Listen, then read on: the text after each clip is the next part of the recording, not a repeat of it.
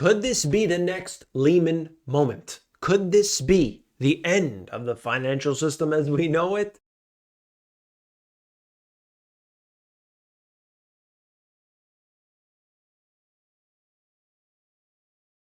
You came here for the truth, so let me unveil that for you. We are always being told that. You see the articles, you see the titles each and every day. It's the end of the world. But in today's video, we're going to look at the truth, okay? And I'm going to show you what's going on right now. It is a concern because the financial system is fraudulent.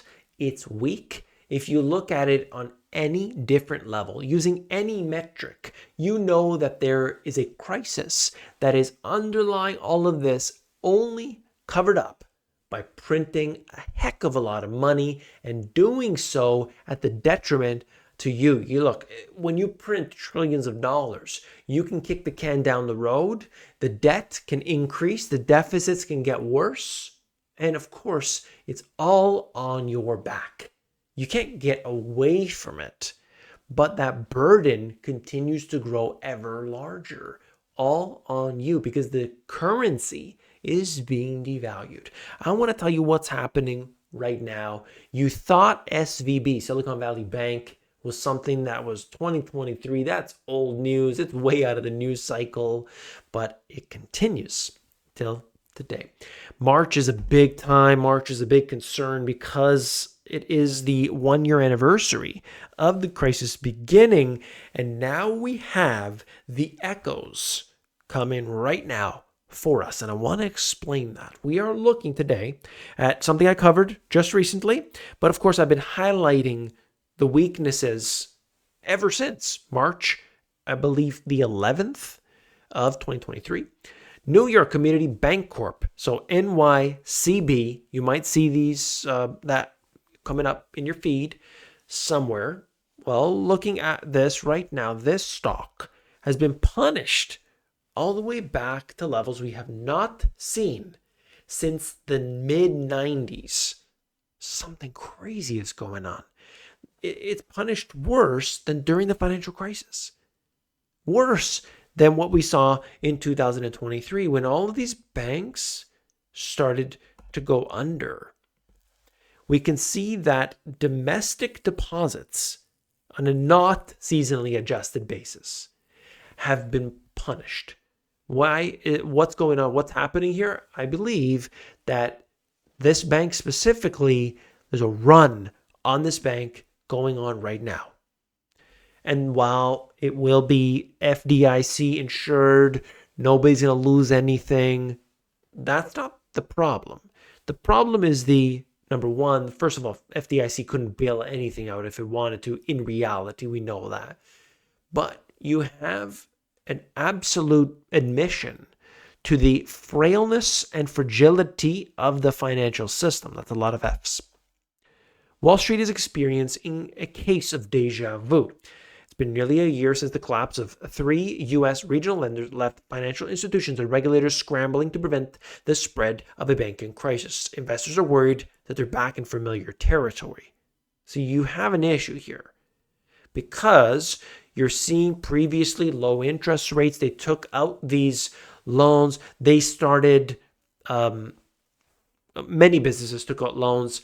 The banks were financing their operations, dealing with low interest rates, trying to take on a little bit more risk, buying things like mortgage-backed securities to get a little bit more yield. The value of those pieces of garbage fell down to their nothingness. Now they're stuck with the losses. They've got problems because interest rates have now gone up. And so they're in trouble, unable to deal with the obvious problems here. That was just a small, you saw that for just a second. However, the problem continues until today. Office and retail property valuations have been falling since 2020.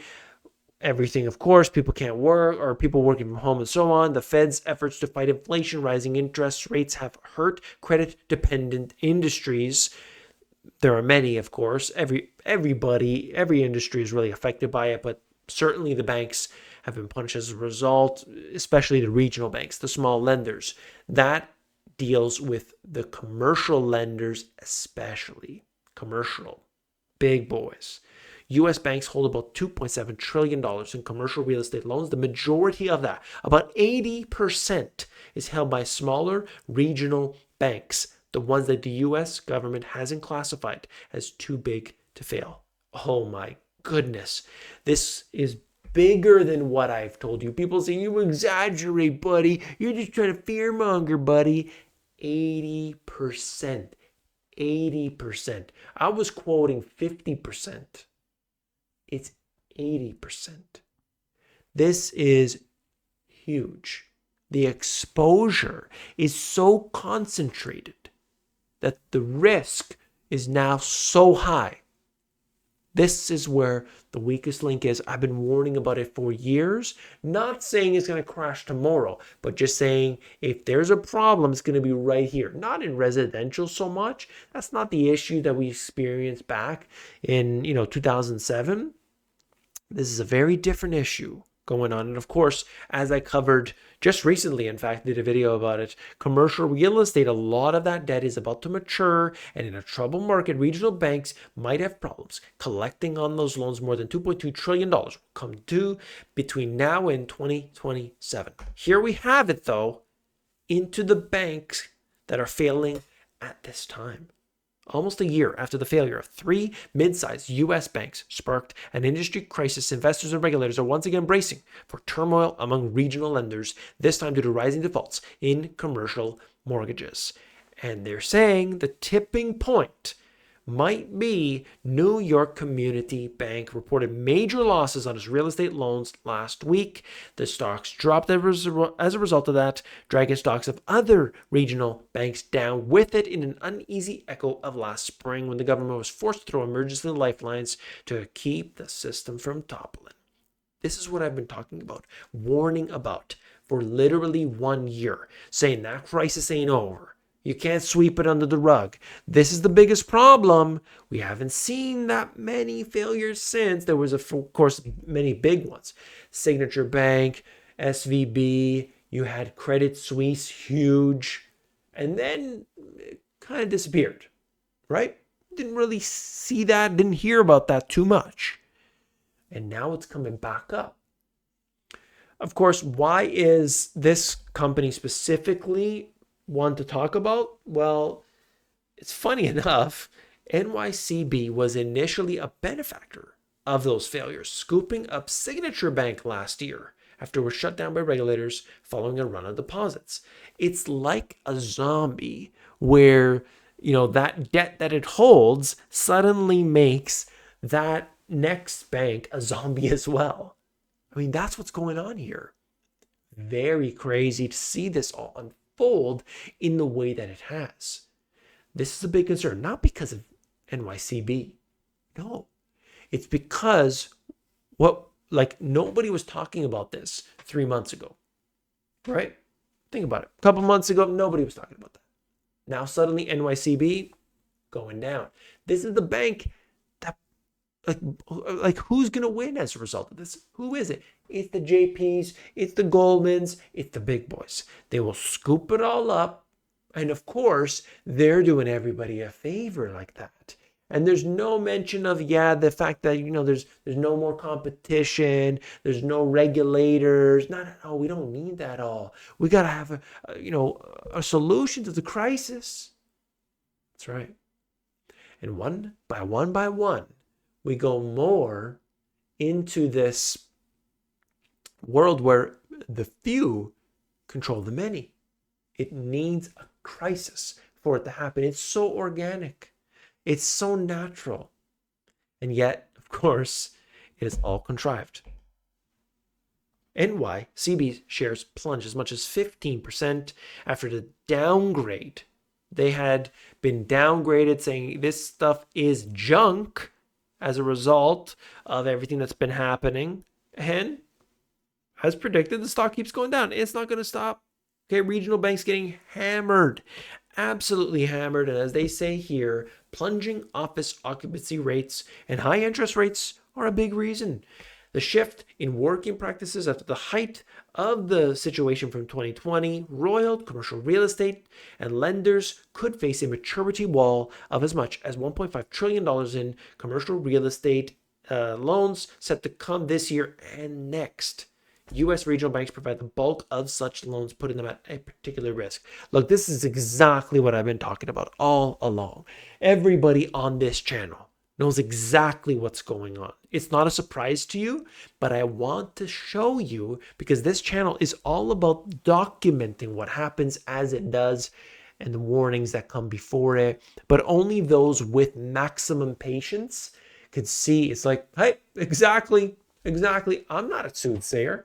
I'm not a fortune teller. But I know what goes on because I follow it and I will not waver. I don't flip-flop. Okay? I'm not a pancake.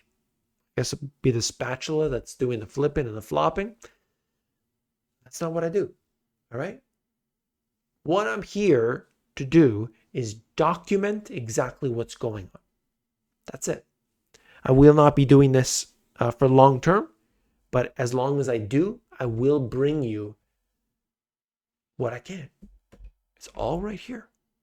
Moody's cuts NYCB to junk, extending the sharp declines in shares. Downgrade is the latest blow to the bank. You could see it here. That is painful, very painful to look at that. I'm sure, some people probably tried to buy the dip on that one. Not a smart move. Get out of the regional banks until they make some sort of like, hey, we're just going to bail everything out. The government's going to take them all over. Like if they just made some widespread, we own all the banks now. I mean, maybe that would be enough, but I wouldn't even want to just don't touch it with a 10-foot pole. All right. In fact, I wouldn't touch it with your 10-foot pole. All right. But you could see what's going on. Signature deal and a separate one with Flagstar Bank in 2022 put NYCB past a key regulatory threshold of $100 billion in assets, subjecting it to stricter regulatory and capital standards. NYCB also said that it had charged off 2 large loans and set aside millions for potential future losses. This is what goes on here. Oh, now suddenly it's more stringent. Now we start seeing the problems arise. That's the thing. How many other banks out there we just haven't, they're at 99 billion and we haven't found out about all of this. There are the shadow banks. There are the non-banks, right? Things that they're not exactly a bank, but they're doing all the same things a bank are doing. I've covered these 100 times before. That are just there, that are just rotting. When you have a bundle of fruit, a bundle of bananas, or just a bunch of fruit, and you're looking at it on the surface level, everything's all good, but you see the fruit flies going around. What could it be? I wonder. And you look at that on the bottom side, there's that rotten one, and not only is that one banana rotten, and it's getting from the bottom, it's getting all the way to the top rotting, it's also rotting the ones beside it. That's important. It's a metaphor, of course, but this is something that actually happens inside of the financial industry. This is a problem that cannot be resolved by simply, extending the BTFP, the Bank Term Funding Program. It won't resolve it. Hey, let's extend the helping hand. Oh, I got an idea. Why don't we print a whole bunch of money? Well, that's not going to resolve it either. You see what's happening here? They want to be able to control everything. Central banks and government, they need a crisis in order to bring that in. And in the next crisis, there will be more money printing than we have ever seen before. There will be failures. There's no question about it. But in the end, a devaluation of your currency is the result. As I say this, I'm telling you, they're going to do more devaluation. They're going to inflate your currency. What would you do if that was the understanding? What are the actions that you would take? Go home, start thinking about that, write it down. Wherever you are, make time today to actually think about this. Am I doing the right things? Am I making the right adjustments as a result of these conditions. Most people are not. I want to invite you into Compass. If you need financial education or believe that somebody needs financial education, go to my website. It's totally free. No email, no paywall, no nothing. It's Compass, themoneygps.com. Hit that thumbs up button. I do appreciate that very much. When you do, you're supporting me, you're supporting this channel, and I want to thank you for doing that. As always, tune in tomorrow, and I've got some great info for you. I'll see you then. Take care.